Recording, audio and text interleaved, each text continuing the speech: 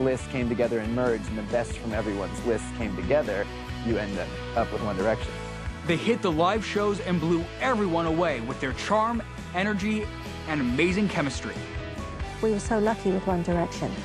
I don't know if it's because they were boys of a certain age or just the chemistry was just right, because they seemed to click constantly. There was never any jealousy, any drama, any upset. They were excited to be there. They were excited to be there together. And in a way, I think it just brought all of their confidence up to another level, because they didn't have to walk out there alone.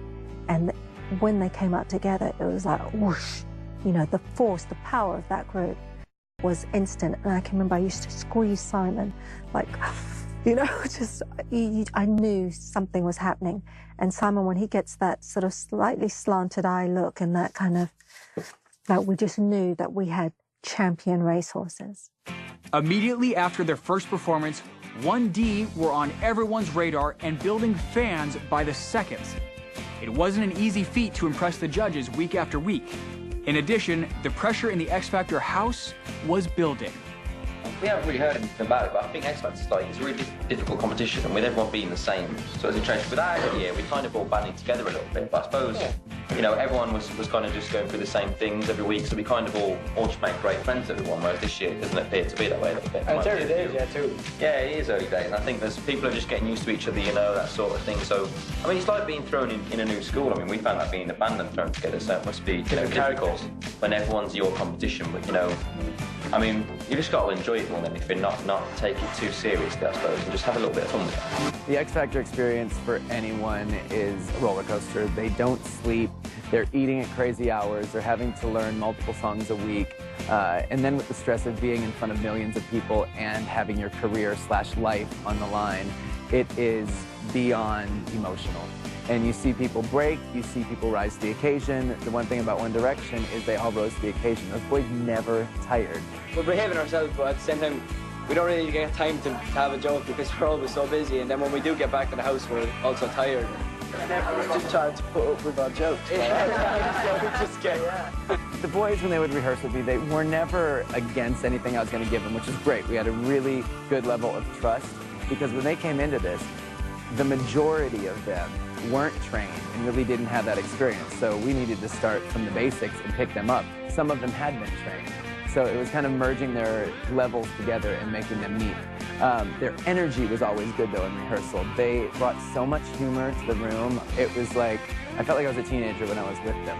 And I would hear that they would go home and they would be rehearsing all night, but then they'd be playing around. They found time to actually have a life and bond with each other within that experience. So I think that's why they actually came out on top. They got the best from that. They got the best of reality, too. So I know when you watch the X Factor, it looks like the kids just have fun all week and then turn up for the live shows and, you know, have the sing and a dance, and it all looks fantastic and the fireworks go off and it's all really easy.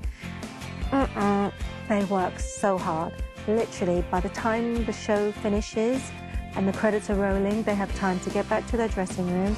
They have to go and do the ITV2 show and talk about what's just happened and who's just been voted off and the whole thing. And then there's a meeting straight away to discuss what song they're going to sing the next week. And that's their Sunday night. Understanding maybe they're on their, I was going to say Walkmans, shows how old I am. They're on their iPhones or whatever they have, learning next week's songs, getting lyrics and getting their act together, because Monday morning they're routining and learning their new song. And then they'll have choreography sessions and styling sessions and maybe blue screen, pre-records and all kinds of things. The week is made up of preparing for the following weekend show. They might have a premiere to go to and filming in the house and just a lot of things, which for young guys who are that age, you know, usually young boys want to do their own thing a lot. They can just about get through school, and off duty, trying to get them to do homework, tidy up their rooms or anything else is a chore. So imagine how disciplined these guys have to be, because they still have to do all that stuff and all these extra things we'd be putting them through. It's very crazy to be in a glaring spotlight, because you're always feeling like you have to prove something, like all the time. You have to prove something, and I remember very early on reading like a couple of articles written about me, and I was just like, this is really bad for you. You can't read it, and it's so you want to, because you want to know what people are thinking, and you want to know, and you're thinking, are they going to vote? Are they going to vote? And you're just like, oh, I've got to read it. Maybe they'll vote. Maybe they'll vote. And you try and get that little bit of like, it's like this all the time. The X Factor is a fast track, but those kids are still having to sing live every week to millions of people. Before I was singing to millions of people, I'd been working for many, many years, and that was kind of the beginning of huge success. So it's quite a lot of pressure to start your career at that level. They're having to learn new routines, new dances, new songs every week, and in 5 days or 6 days turn around a complete performance. Whereas most old school pop stars might have weeks and weeks and weeks of rehearsal on one track and then get to perform that one song all over the world. So in one sense, you're having to work harder the old way for recognition and for a platform. On the X Factor, I think it can be harder because you're expected to be ready very, very quickly to be exposed to millions. In between tough rehearsals and the constant press attention, the boys took time to enjoy some of the perks which came with starring on such a high-profile program. First up, one of the most anticipated premieres at the time. All the contestants were excited about attending the long-anticipated release of the final Harry Potter film. The boys soaked up the limelight and even caught the attention of one of the leading actors of the film. One Direction, yeah, they were such little gents, I couldn't believe it, they were really sweet. After the elimination of the other groups, including FYD, Diva Fever, and Bella Me within 4 weeks, they were Cow's last act in the competition, and he was confident they would have a strong finish. We're going to be working harder because I want to have these guys at #1. And I've got to tell you, and these contestants, which is what it's really all about, are fantastic. And they're going into the final on Saturday to win, and it is going to be one heck of a competition.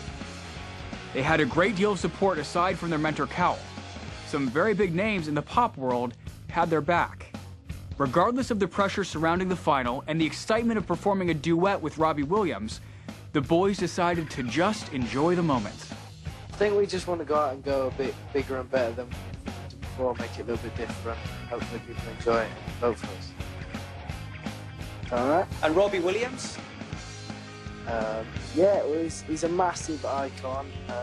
I'll let Louis take this one because he's a bit more obsessed with him. Yeah, I'm a massive fan of Robbie. Obviously, in the UK, he's absolutely massive. And it's an honour for us to get a chance to perform with him. Welcome to our place. Saints is quite tall, so it's massive. The end. Thanks. Though they finished in 3rd place behind runner-up Rebecca Ferguson and winner Matt Cardle, they were intended for the big time. Everybody thought One Direction were going to win the X Factor that year. I mean, it was almost pointless to have a finals because we all knew the result. Simon and I were only turning up to gloat and celebrate, and it was going to be a fantastic night. When those boys didn't get through the last round and came 3rd, it was like almost silence in the studio, and then this kind of booing and this furore. Simon and I were in shock. I thought he looked like he'd been shot because we just were stunned, just completely stunned. And then all I could think was, oh my God, the boys, because we were all convinced. I think I probably even told them they were going to win, not because obviously it's not fixed or anything, but of course you're going to win, there's nothing to worry about. And I'm jumping up, running backstage to the boys, thinking they're just, you know, going to be devastated. Harry was in tears. We had to bring his mother from the audience to come backstage. Suddenly you realise he's a 16-year-old boy. This is a terrible shock to him. And plus, I think we'd all said, of course, you're going to win. But we still had to get through the rest of the show. So sort of trying to hug them, trying to calm everything down, the pure shock of the audience, and then go back and finish the show. Right? I would sit here and just, there'd be a small aisle like this size next to me, and then Simon in his judge's seat on the judge's platform next to me. I remember looking at him and looking back at the stage and looking at him and looking back and saying, he was like this. And then I started to laugh, like, wait a minute, we still have a show going on here. There's still artists competing, and having to sort of crawl across the gap in the thing and poke him in the leg and sort of say, sit down. the show is still going on. Like, one of these contestants is going to be your winner. And he was like, yeah. And we kind of managed to pull ourselves together and get to the rest of the show. I mean, you know, of course, Matt Cardle was a worthy winner. He was fantastic. But it was just a terrible shock. I just remember being numb. People were quite philosophical about it. Look, oh, you know, the winner never does well anyway on the X Factor. The person who comes second or third always has a better career. In some cases, this has been true, but I still say Leon Lewis is testimony to this not being, you know, fact. But in the end, I guess One Direction still were the winners.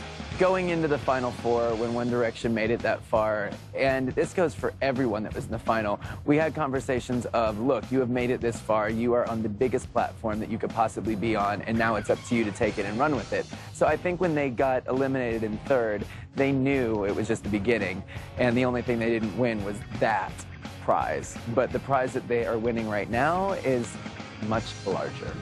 Following their X Factor experience, the band's schedule did not slow down. They immediately embarked on the X Factor tour, heading all over the UK with fellow contestants. I think being a manufactured boy band, you know, has obviously not done them any, you know, haven't been bad at all. And I guess with coming off the back of the X Factor, you already have that kind of fan base as well. So many people know about you. So that's an added bonus. They then signed a deal in 2011 worth £2 million with Cowell's company Psycho Records and later Columbia Records in the States. The band collaborated with some big names in the industry, including JLS and Savan Kocheka. Vocal producer Kocheka has produced music with some of the biggest superstars in the industry, including Britney Spears and Celine Dion. Recording their debut albums in Sweden, the United States, and the UK, Up All Night was released on the 21st of November. It received generally good reviews, but critics had their doubts. I think our goal at the moment, though, is, you know, with the album being out, everything, we'd love nothing more than the album to go #1, but we're just hoping for the best, really. I mean, it's amazing to even be in the charts out here, so we're just really grateful to people. The doubts were soon swept away as the album debuted at #2 on the UK Albums Chart, selling 138,631 copies. It became the fastest-selling debut album on the UK Albums Chart of 2011. You don't know, you don't know you're beautiful. We just want to say well done, boys, for being #1 on iTunes in 13 minutes. Oh my God, they mean the world, and it's like, it's hard to explain their everything, man. Thank you for being, thank you for being